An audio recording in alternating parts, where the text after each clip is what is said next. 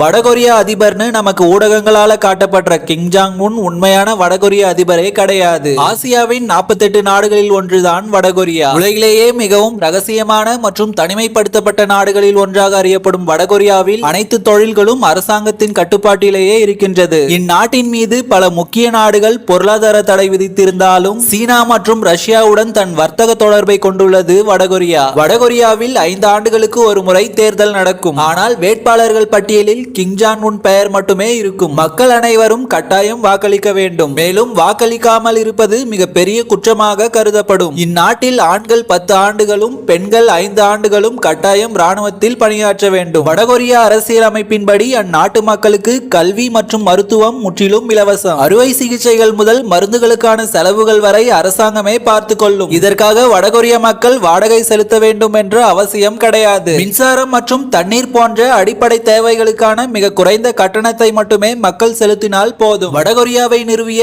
கிம் இல் சுங் என்பவர்தான் தற்போதைய வடகொரிய அதிபராக அறியப்படும் கிம் ஜாங் உன் அவர்களின் தாத்தா. கிம் ஜாங் உன் அவர்களின் தாத்தா இறந்த பிறகும் அவர்தான் வடகொரியாவின் நிரந்தர ஜனாதிபதி அல்லது நித்திய ஜனாதிபதியாக இருக்க வேண்டும் என்று அந்த பதவி அவருக்காக மட்டுமே அர்ப்பணிக்கப்பட்டது. அவருக்கு பின் வந்த கிம் ஜாங் உன் அவர்களின் தந்தையும் சரி கிம் ஜாங் உன் அவர்களும் சரி வடகொரியாவின் ஸ்டேட் அஃபயர் கமிஷன் என்கின்ற அமைப்பின் தலைவராக அல்லது சேர்மனாக மட்டுமே இருந்து வருகின்றனர். ஆனால் பெரும்பாலும் சர்வதேச ஊடகங்கள் கிம் ஜாங் உன் அவர்களை வடகொரியா அதிபர் என்றே அழைக்கின்றன. வடகொரிய அரசியலமைப்பு சட்டத்தின்படி கிம் அவர்கள் வடகொரியாவின் அதிகாரப்பூர்வ ஜனாதிபதி பதவியில் இல்லை என்பதே உண்மை. ஆனால் இந்த ஆண்டு பிப்ரவரி மாதம் வடகொரியாவில் நடைபெற உள்ள 9வது கட்சி மாநாட்டில் கிம் ஜாங் உன் தன் தாத்தா கிம் இல் சுங் வகித்த பழைய ஜனாதிபதி பதவியை மீண்டும் ஏற்கப் போவதாக செய்திகள் வெளியாகியுள்ளது.